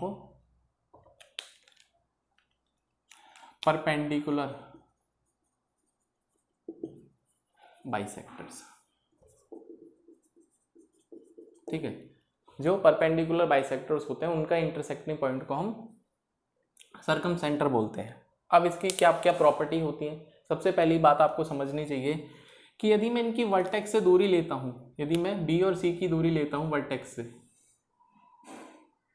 एक मिनट, हाँ, यदि मैं ए और सी की दूरी लेता हूँ और यदि मैं दोस्तों सी इसकी सी और सी की दूरी, तो इसको हम ट्राइंगल को पी क्यू आर ले लेते हैं क्योंकि कंफ्यूजन नहीं होगा आपको, पी क्यू आर, ठीक है, पी क्यू आर, क्योंकि सी और सी की दूरी फिर आपको कंफ्यूजन क्रिएट करेगी, ठीक है। तो यदि मैं सी की आर की दूरी लेता हूँ, सी की क्यू की और सी की पी की, तो ये दोनों तीनों की तीनों दोस्तों साइड जो है वो बराबर है। जैसे आपको एक बात समझनी पड़ेगी, it is equi distant, it is equi distant, equi distant मतलब बराबर दूरी पर है from all three vertices of all three vertices, vertex का प्लूरल होता है vertices of triangle, ठीक है। तो इसका मतलब क्या है, PC बराबर QC बराबर CR, और इसको हम R से रिप्रेजेंट करते हैं, और R क्या है दोस्तों, R इज सर्कम रेडियस, क्या है दोस्तों, सर्कम रेडियस, सर्कम रेडियस, ठीक है। अब सर्कम रेडियस है, इसका मतलब जब जैसे ही रेडियस शब्द आपके दिमाग में आता है तो सर्कल जरूर बनना चाहिए, ठीक है। तो सर्कम रेडियस का मतलब क्या है, यदि मैं सी पॉइंट को सेंटर मान के और इनको रेडियस मान के एक सर्कल ड्रॉ करता हूं तो मुझे एक ऐसा सर्कल मिलेगा जो कि इस वाले ट्राइंगल को अपने अंदर समेट देगा, ठीक है, इस वाले ट्राइंगल को अपने अंदर समेट देगा। तो ये जो बाहर वाला एंगल मिला है इसी को हम सर्कम या हाँ सर्कम सर्कल बोलते हैं, सर्कम सर्कल, ठीक है, बाहरी वृत्त बोलते हैं, बाहरी वृत्त, ठीक है। तो ये सर्कम सर्कल है दोस्तों, ठीक है। तो यहां पर हम लिख सकते हैं इस वाली बात को, taking C as centre, if we draw a circle of radius R, ये रेडियस आर है, we get a circumcircle, circumcircle, बहुत इंपॉर्टेंट बात दोस्तों। अब इसकी भी कुछ प्रॉपर्टी होती है, यदि मैं मान लो आपसे पूछता हूँ कि एंगल क्यू सी आर कितना होगा, एंगल क्यू सी आर, तो दोस्तों डबल होता है जो कि इसके अपोजिट, यहाँ पर क्यू और आर मैंने ले लिया तो पी बचा, तो ये डबल होगा twice the angle Q P R के, एंगल पी के, ठीक है, पी यहाँ पर बीच में आएगा, और आप इसको ऐसा भी लिख सकते हैं डायरेक्टली, क्यू सी आर बराबर ट्वाइस ऑफ एंगल पी, ठीक है। कंफ्यूजन को दूर करने के लिए, याद करने के लिए, क्यू और आर क्या, आर यहाँ पर आपने इंक्लूड कर लिया तो एंगल पी आएगा। यदि आपसे पूछ लिया जाए कि angle P C R, angle P C R तो कितना होगा, पी और आर आ गया तो क्यू बचेगा, ट्वाइस द एंगल क्यू। यदि आपसे पूछ लिया जाए कि P C Q, angle P C Q, तो यहाँ पर पी और क्यू आ गया तो ट्वाइस द एंगल आर आएगा। ये बहुत इंपॉर्टेंट बात आपको दोस्तों पता होना चाहिए, ठीक है। ये हमारे पास होता है रिलेशन होता है एंगल्स का, यदि हम इंटरसेक्ट करते हैं वो सर्कम सेंटर पर, इतनी बात आपको समझ में आनी चाहिए। और क्या इससे जुड़ी हुई बातें इंपॉर्टेंट, एक दोस्तों यहाँ पर लोकेशन की, जैसे मैं भी है ना बताया ना, लोकेशन ऑर्थो सेंटर का होता है, यहाँ भी लोकेशन आपको याद रखना पड़ेगा। For obtuse triangle it lies outside the triangle, ठीक है। यदि मैं एक ऑब्ट्यूज एंगल ट्राइंगल बनाता हूँ तो उसका सर्कम जो सेंटर है या उसका जो सर्कम रेडियस है, सर्कम सेंटर वो ट्राइंगल के बाहर लाई करेगा। इसको मैं बना के दिखा देता हूँ तो ज़्यादा बेहतर रहेगा आपके लिए। आई थिंक ऊपर जगह है हमारे पास, ठीक है, हम यहाँ बनाने का कोशिश करते हैं। मान लेते हैं हमने एक ट्राइंगल बनाया है, ये ऑब्ट्यूज एंगल ट्राइंगल आपको दिखाई दे रहा होगा, ए या इसको पी क्यू आर, ठीक है, पी क्यू आर। तो इसका सर्कम सेंटर कहाँ पे ड्राइव करेंगे, ठीक है। तो जैसे मैंने बताया, इनको परपेंडिकुलर बाइसेक्टर यदि आप करेंगे, इसका यहाँ पर आएगा, इसका दोस्तों यहाँ पर आएगा और इसका दोस्तों यहाँ पर आएगा, तो तीनों के तीनों ये यहाँ पर सी से रिप्रेजेंट करेंगे। तो ये जो है वो नियरेस्ट आएगा कौन सी वाली साइड के, जो कि सबसे बड़ी साइड है, जो कि सबसे बड़ी साइड है उसके नियरेस्ट आएगा दोस्तों। तो ये भी बात आपको पता होना चाहिए, that is nearest to nearest to longest side, ठीक है, जो सबसे बड़ी भुजा है उसके नज़दीक में आएगा, ये भी बात आपको पता होना चाहिए। और यदि हम बात करते हैं दोस्तों राइट एंगल ट्राइंगल में, यदि मैं एक राइट एंगल ट्राइंगल ड्रॉ करता हूँ PQR, इसका जो सर्कम रेडियस है दोस्तों, इसका जो सर्कम सेंटर है वो मिड पॉइंट होता है हाइपोटेन्यूज का, that is right angle triangle में। यहाँ पर मैं लिखता हूँ इस वाली बात को, यहाँ पर मैं लिखता हूँ यहाँ पर कि in a right angle triangle, in a right triangle circumcentre lies at mid point of hypotenuse, ठीक है। तो सर्कम सेंटर दोस्तों जो बराबर होता है सॉरी मिड पॉइंट पे लाई करता है राइट एंगल ट्राइंगल के। तो मैंने बताया सर्कम सेंटर दोस्तों वर्टिसेस से बराबर दूरी रहेगा। इसका मतलब क्या है, यदि मैं राइट एंगल ट्राइंगल की बात करूंगा तो CP बराबर CQ बराबर CR। तो इस वाली बात को मैं यदि मैं लिखना चाहूँ तो यहाँ पर आप लिख सकते हैं, ये ट्राइंगल का रेफरेंस यहाँ से लेंगे आप, दैट इज CP बराबर, क्योंकि वर्टेक्स से दूरी बराबर है, वर्टेक्स से CP बराबर CQ बराबर CR बराबर R।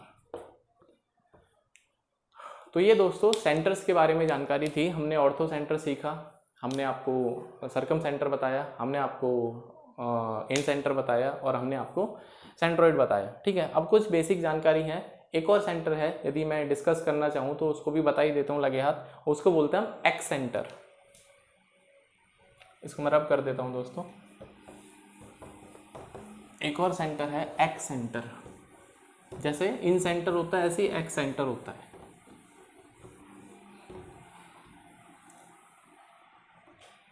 एक होता है दोस्तों एक्स सेंटर, ठीक है, एक्स सेंटर। और कुछ इंपॉर्टेंट बातें हैं जो इनके बीच में रिलेशन है वो भी बताऊंगा अभी। तो एक्स सेंटर की यदि हम बात करते हैं, मान लेते हैं हमारे पास एक ट्राइंगल है ABC। तो इन सेंटर तो दोस्तों एंगल बाइसेक्टर से मिलता है, इंटरनल एंगल बाइसेक्टर से। तो एक्स सेंटर की जब हम बात करते हैं, it is the intersection, that is intersecting points of x centre या एक्स एक्सटर्नल एंगल बाइसेक्टर। इसको हम ई से रिप्रेजेंट करते हैं जनरली। अब इस बात का मतलब क्या है कि एक्सटर्नल एंगल बाइसेक्टर से मिलेगा। अब एक्सटर्नल एंगल मतलब क्या है, मान लेते हैं हम बी का ये इंटीरियर एंगल है, बी का एक्सटीरियर एंगल है मान लो ये, और सी का दोस्तों एक्सटीरियर या एक्सटर्नल एंगल है ये। यदि मैं इनको बाइसेक्ट करता हूँ, एक्सटीरियर मतलब बाहरी वाले एंगल को, यदि मैं इनको बाइसेक्ट करता हूँ दोस्तों तो करीब करीब बाइसेक्ट यहाँ पर करेंगे और ये दोस्तों यहाँ पर बाइसेक्ट होगा, ठीक है, ये बाइसेक्टर है इसके।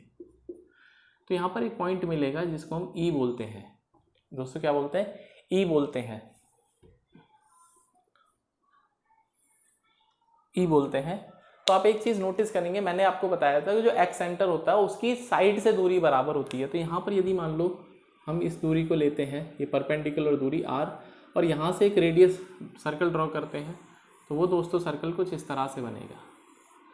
ये हमारा एक्स सेंटर है दोस्तों, ये क्या है, एक्स सेंटर है, एक्स सेंटर, ठीक है, ये हमारा एक्स सेंटर है।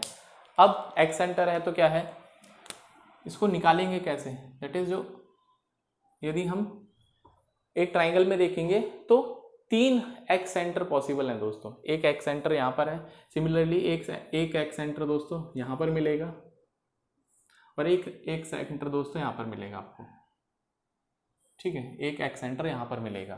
तो यहाँ पर 3 एक्स सेंटर पॉसिबल है। यदि मैं यहाँ पर ऐसे ड्रॉ करता हूँ, एक एक्स सेंटर यहाँ पर ड्रॉ कर सकते हैं हम लोग, ठीक है।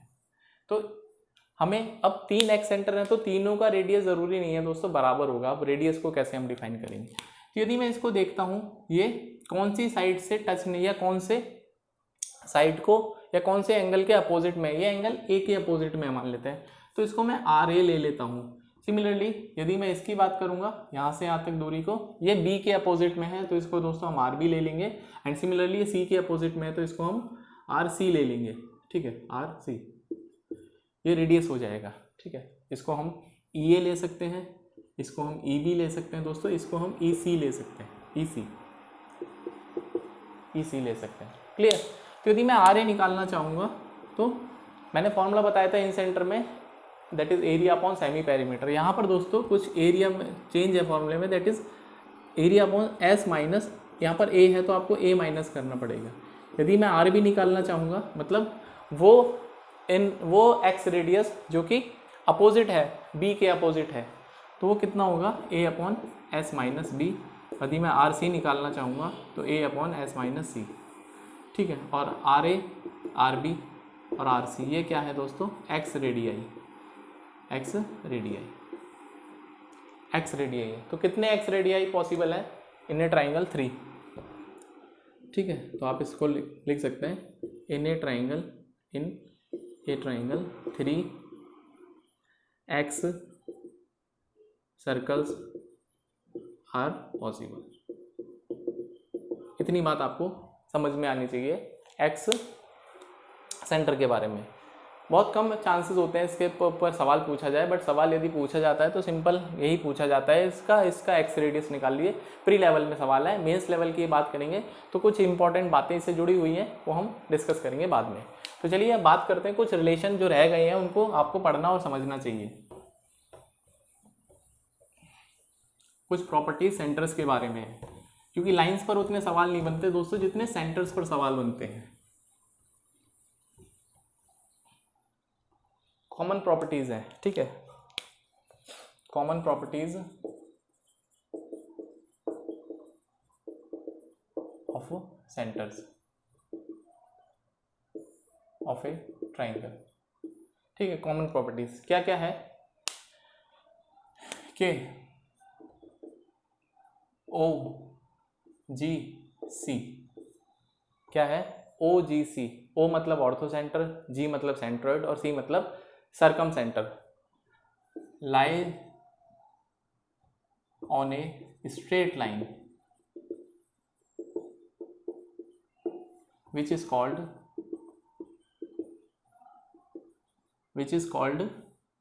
Euler line.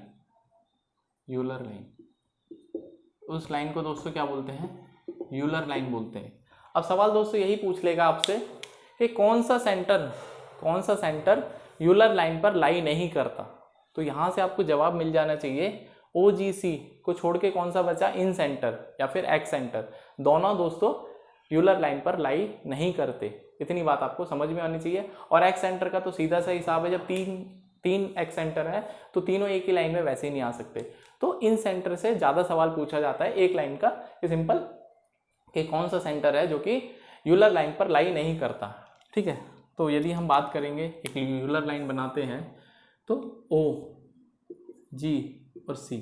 अब दोस्तों यहाँ पर भी आपको एक बात याद रखनी है, एक टर्म याद रखना है, ओ एन जी सी। क्या है, ओ एन जी सी। ओ एन जी सी से आप याद रख पाएंगे सीक्वेंस ओ जी सी, ठीक है। एन हमारे पास एक याद करने की निमोनिक्स है, निमोनिक्स। तो क्या कहता है कि ओ एन जी सी मतलब जो सेंट्रॉइड होता है वो ऑर्थो सेंटर और सरकम सेंटर को 2:1 में भाग करता है। जैसा कि सेंट्रॉइड का काम है वो 2:1 में मीडियन को भी डिवाइड करेगा, सिमिलरली ऑर्थो सेंटर और सरकम सेंटर को जो लाइन ज्वाइन करेगी यूलर लाइन, उसको भी 2:1 में डिवाइड करेगा। तो आप इस बात को लिख लीजिए कि centroid divides orthocentre and circumcentre in 2:1। बहुत इंपॉर्टेंट दोस्तों बात है कि आपसे यदि पूछा जाएगा कि कौन सा सेंटर है जो कि ऑर्थो सेंटर या सरकम सेंटर को 2:1 में डिवाइड करेगा, तो सेंट्रॉइड है। यदि आपसे पूछा जाएगा कि सेंट्रॉइड ऑर्थो सेंटर सरकम सेंटर को कितने रेशियो में डिवाइड करेगा, तो उसका भी आंसर दोस्तों 2:1 है। बहुत इंपॉर्टेंट बात है, ये भी आपको दोस्तों पता होना चाहिए। कॉमन प्रॉपर्टीज में बता रहा हूँ, ठीक है। एक और प्रॉपर्टी है दोस्तों, यदि आपको पूछा जाए कि relation between incentre and circumcentre, circumradius, inradius and circumradius, that is formula for relation between r and small r, ठीक है। या फिर इनके बीच की डिस्टेंस कितनी है, तो distance between in radius and circumradius, ठीक है, जिसको हम रिप्रेजेंट करते हैं डी से, तो वो कितनी होती है R square minus R into R. ये भी दोस्तों बहुत इंपॉर्टेंट बात आपको पता होना चाहिए कि कैपिटल आर स्क्वायर हमारे पास सर्कम रेडियस है और स्मॉल आर इन रेडियस है, तो इनका यदि मैं डिस्टेंस निकालना है तो D equals to R square minus R into R under root में, और आर इंटू आर की हम बात करते हैं तो small r into capital R. ये भी दोस्तों आपको ये बात बहुत अच्छी तरह से पता होना चाहिए। यदि आपसे पूछ लिया जाए कि जो हमारा सर्कम रेडियस है उसको फाइंड कैसे करते हैं, दैट इज आर, मैंने आपको वहाँ पर बताया नहीं था, ये होता है बेटा A B C upon 4a, A B C upon 4a। A क्या है यहाँ पर एरिया ऑफ ट्राइंगल और ए बी सी क्या है sides of triangle, sides of triangle. इतनी बात आपको ये पता होना चाहिए। और क्या है दोस्तों यहाँ पर इसका फॉर्मूला एक और है, एक और फॉर्मूले से हम इसको निकाल सकते हैं, that is A upon sine A बराबर बी अपॉन साइन बी बराबर सी अपॉन साइन सी। ये दोस्तों 2r के बराबर होता है, ये 2r के बराबर होता है, ठीक है, ये दोस्तों 2r। यदि आपको कोई भी तीनों में से कुछ भी चीज़ पता है तो आप यहाँ से जो है सर्कम रेडियस निकाल सकते हैं। इतनी बात भी आपको पता होना चाहिए। तो अभी तक हमने बहुत सारी बातें सीखी सेंटर्स के बारे में, लाइंस के बारे में, और यदि आप ये बातें करके जाएंगे, सीख के जाएंगे, तो प्री के पेपर में आपको कोई प्रॉब्लम नहीं होने वाली है, क्योंकि जो डायरेक्ट सवाल बनेंगे वो यहीं से बनेंगे, और जो वैसे भी सॉल्व करने वाले सवाल हैं दोस्तों वो भी यहीं से बनेंगे। एक दोस्तों यहाँ पर एक थोड़ा सा एरर है, दैट इज़ यहाँ पर ट्वाइस ऑफ आर आर होता है, आप इसको करेक्ट कर लेना, that is R square minus twice of R R, 2 आता है यहाँ पर, ठीक है, 2 इंटू, मैं यहाँ पर फिर से लिखता हूँ इसको, R square minus 2r into R. ये डिस्टेंस होती है inradius and circumradius की। तो इतनी बातें दोस्तों आज हमने सीखी। यदि आपका कोई डाउट है तो आप मुझे कमेंट कर सकते हैं। मिलते हैं दोस्तों नेक्स्ट वीडियो में, तब तक के लिए अपना ध्यान रखिए, और यदि आपका मन है तो आप चैनल को सब्सक्राइब कर लेना, वरना आप सीखते रहिए, क्योंकि मेरा जो सोल एम है वो है आपको सिखाना। आप चैनल सब्सक्राइब करें ना करें it is up to you, but आप सीखिए और सीख के अपने दोस्तों के बीच में शेयर करिए। तो मिलते हैं दोस्तों नेक्स्ट वीडियो में, तब तक के लिए अपना ध्यान रखिए। और यदि कोई एक आध दो बातें रह गई हैं सेंटर्स और लाइंस के बारे में, वो हम आगे जरूर से डिस्कस करेंगे। तो see you soon in the next video, till then take care.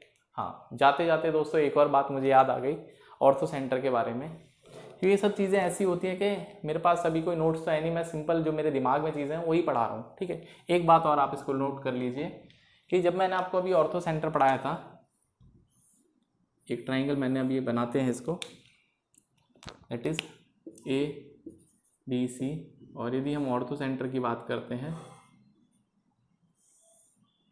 ठीक है, ये हमारे पास ऑर्थो सेंटर है A D B C F. तो आपको एक और बात दोस्तों यहाँ पर याद रखनी है कि इनका जो प्रोडक्ट होता है, दैट इज ए ओ का प्रोडक्ट ओ डी के साथ में वो इक्वल होगा बी ओ का प्रोडक्ट बी ओ ई के साथ में, और सी ओ का प्रोडक्ट ओ एफ के साथ में। मैं अपनी तरफ से कोई भी ऐसी बात छोड़ना नहीं चाहता हूँ जो कि आपके एग्जाम में आए और आपको पता ना हो। देर सवेर वो बातें मेरे दिमाग में आएंगी, मेरे जहन में आएंगी, तो डेफिनेटली मैं आपको बताऊंगा जरूर। तो मिलते हैं दोस्तों नेक्स्ट वीडियो में, तब तक के लिए अपना ध्यान रखिए। Bye bye, take care.